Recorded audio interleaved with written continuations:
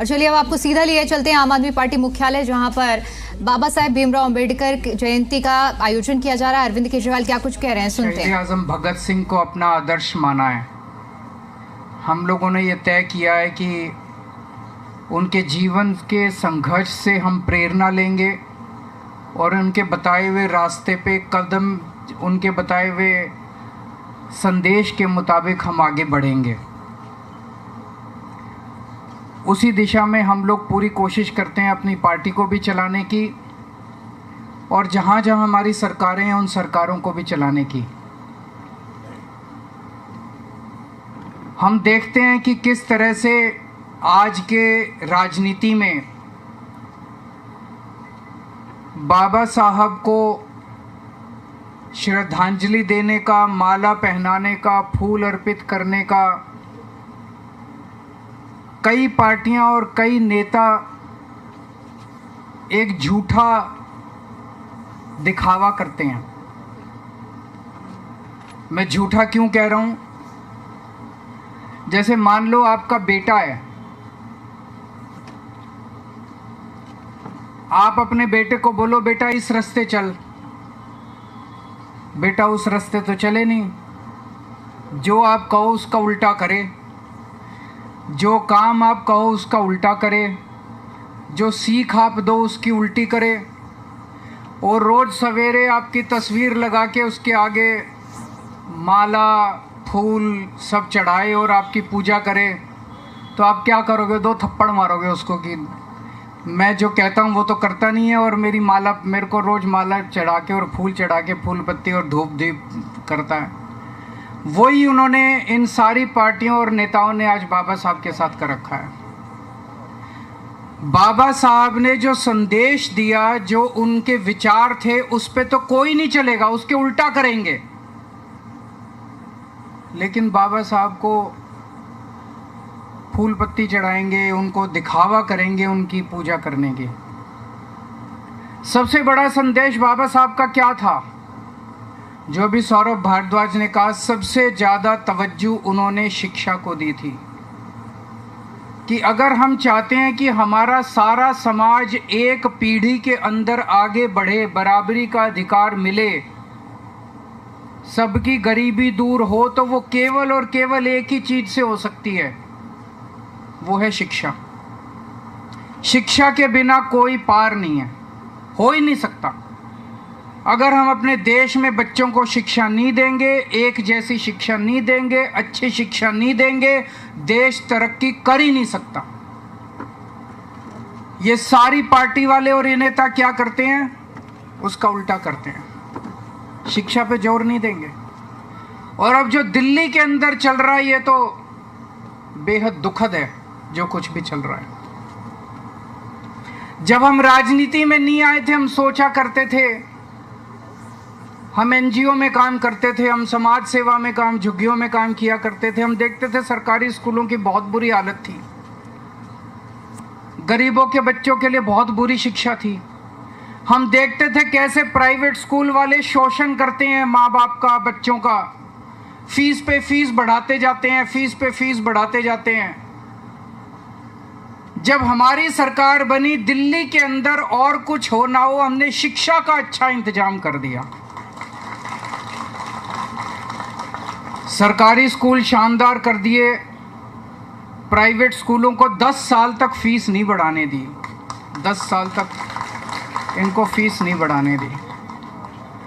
लेकिन अभी 2 महीने भी नहीं हुए और इन 2 महीनों के अंदर इन्होंने पूरी शिक्षा व्यवस्था का बेड़ा गर्क करना चालू कर दिया दिल्ली के अंदर। ऐसे है जैसे अब एकदम से लूट मच गई, जैसे सारे प्राइवेट स्कूल खराब नहीं होते, लेकिन कुछ प्राइवेट स्कूल ऐसे हैं जैसे भूखे भेड़ियों की तरह झपट के मार रहे हैं पेरेंट्स के ऊपर। जो सोशल मीडिया पे देख रहे हैं, बच्चों को लाइब्रेरी के अंदर बंद कर दिया जाता है, बच्चों को क्लास अटेंड नहीं करने देते, बच्चों के ऊपर जिस तरह से तानाशाही बर्ताव किया जा रहा है कि फीस नहीं दोगे तो ये कर देंगे, वो कर देंगे, अनाप शनाप फीस। कईयों ने तो दुगनी कर दी, कईयों ने 80% बढ़ा दी, 40%। कहाँ से लाएं बच्चों को पैसे पढ़ाने के लिए? मैं भी आने के पहले सोशल मीडिया पे देख रहा था, एक आदमी कह रहा था जी 2 लाख रुपए कर दिए साल का खर्च। कहां से लाएं? कहां से लाएं इतने बच्चों को पैसे पढ़ाने के लिए? ये तो किसी भी जिम्मेदार सरकार की जिम्मेदारी होती है कि वो शोषण के खिलाफ लोगों को बचाए, और यही शोषण में शामिल हैं, यही लोग शोषण करवाने में शामिल हैं। सरकारी स्कूल कितनी मुश्किल से ठीक करे थे, कितनी मुश्किल से ठीक करे थे 10 साल में। इन्होंने हैप्पीनेस करिकुलम बंद कर दिया, इन्होंने देशभक्ति करिकुलम बंद कर दिया, इन्होंने बिजनेस ब्लास्टर्स सारा एक एक करके मिशन बुनियाद बंद कर दिया। एक एक करके जितने अच्छे काम करे थे सरकारी स्कूलों में सारे बंद करते जा रहे हैं ये लोग। अभी कल गुजरात की एक स्टोरी आई थी। गुजरात के 157 सरकारी स्कूलों में 10वीं क्लास के बोर्ड के पेपर में एक भी बच्चा पास नहीं हुआ, एक भी बच्चा। 30 साल से इनकी गुजरात में सरकार है, शर्म से डूब मरना चाहिए इनकी पार्टी को कि गुजरात के अंदर 30 साल सरकार चलाने के बाद अगर शिक्षा व्यवस्था का गुजरात में ये हाल है तो अब वही हाल ये लोग दिल्ली का करेंगे। तो कहते हैं बाबा साहब के भक्त हैं। बाबा रे क्या भक्त हो? जो बाबा साहब ने कहा उसका उल्टा करते हो तुम। बाबा साहब ने कहा शिक्षा पे काम करो, ये शिक्षा का कबाड़ा करने में लगे। एक राज्य बता दो मेरे को जहां इनकी सरकार है और उन्होंने शिक्षा पे अच्छा काम किया हो। एक राज्य बता दो। कोई एक राज्य नहीं है जहां इनकी सरकार है और उन्होंने शिक्षा को ठीक कर दिया हो, एक भी स्कूल को उन्होंने ठीक किया हो। पहले मैं सोचता था 75 साल हो गए आजादी को, मैं यही सोचता था शिक्षा क्यों नहीं ठीक हो रही, क्यों नहीं ठीक हो रही। हमारे देश में इतनी गरीबी, इतनी अशिक्षा है। मेरे को लगता है कि अगर हमने शिक्षा व्यवस्था ठीक कर दी तो एक पीढ़ी में हम अपने देश से गरीबी दूर कर सकते हैं। मैं सोचता था क्यों नहीं हो रही। मुझे लगता था इनको करना नहीं आता, इनसे हो नहीं रहा। लेकिन जिस तरह से ये दिल्ली की शिक्षा व्यवस्था को बर्बाद करने में लगे हुए हैं, अब मैं पूरी तरह से कन्विंस्ड हूं कि जानबूझ के इन दोनों पार्टियों ने 75 साल में इस देश को अनपढ़ रखा है। जानबूझ के अनपढ़ रखा है। एक षड्यंत्र के तहत, साजिश के तहत इस देश को गरीब और अनपढ़ रखा गया है। इन दोनों पार्टियों ने मिलकर रखा अपना वोट बैंक बनाने के लिए।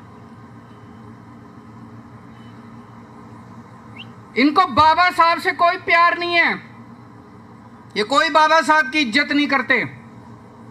मजबूरी है कि बाबा साहब को इज्जत देने का दिखावा करना पड़ता है। और क्या मजबूरी है?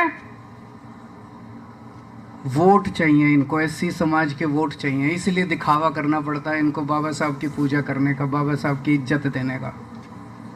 बाबा साहब अंबेडकर ने जब संविधान सभा के अंदर, कॉन्स्टिट्यूशन असेंबली के अंदर जब डिबेट चल रहा था, उस वक्त बड़ा कड़क बहस हुई थी कॉन्स्टिट्यूएंट असेंबली में। किसी ने कहा कि वोट देने का अधिकार सबको नहीं होना चाहिए। किसी ने कहा कि अनपढ़ लोगों को वोट देने का अधिकार नहीं होना चाहिए, गरीब लोगों को वोट देने का अधिकार नहीं होना चाहिए। यह प्रस्ताव आया केवल पढ़े लिखे लोगों को या इनकम टैक्स देने वाले लोगों को ही वोट देने का अधिकार होना चाहिए।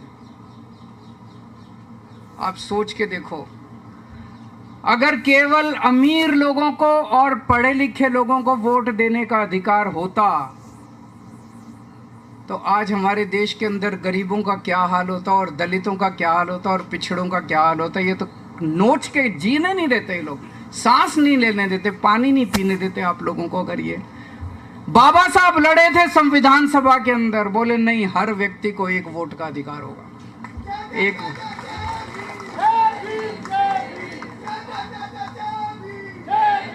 हर व्यक्ति को वोट देने का अधिकार होगा, एक व्यक्ति को एक, चाहे पढ़ा लिखा हो, चाहे अनपढ़ हो, चाहे गरीब हो, चाहे अमीर हो, चाहे पैसे दे हो उसके पास, चाहे इस जात का हो, चाहे उस जात का हो, हर व्यक्ति को वोट देने का अधिकार होगा। अगर ये वोट देने का अधिकार हर व्यक्ति को नहीं होता जो बाबा साहब ने दिलवाया, आप सोच सकते हो क्या हाल होता इस देश का। बहुत बुरा हाल होता। अभी तो वोट देने का अधिकार है, तब ये लोग झुग्गी वालों को वोट के पहले जाके कहते हैं कि जहां झुग्गी वहां मकान, और जिस दिन चुनाव के नतीजे आते हैं अगले दिन झुग्गियां तोड़वा देते हैं। इतने बेशरम लोग हैं ये लोग। वोट देने का अधिकार है तब इन्होंने जीना मुश्किल कर रखा। अगर वोट देने का अधिकार नहीं होता ये तो सबको प्रशांत महासागर में ले जाकर डुबो देते, सारे गरीबों को, सारे अनपढ़ लोगों को। कोई स्कूल नहीं बनवाते आप लोगों के लिए, केवल अमीरों के स्कूल होते हैं इस देश के अंदर, कोई सरकारी स्कूल नहीं होता।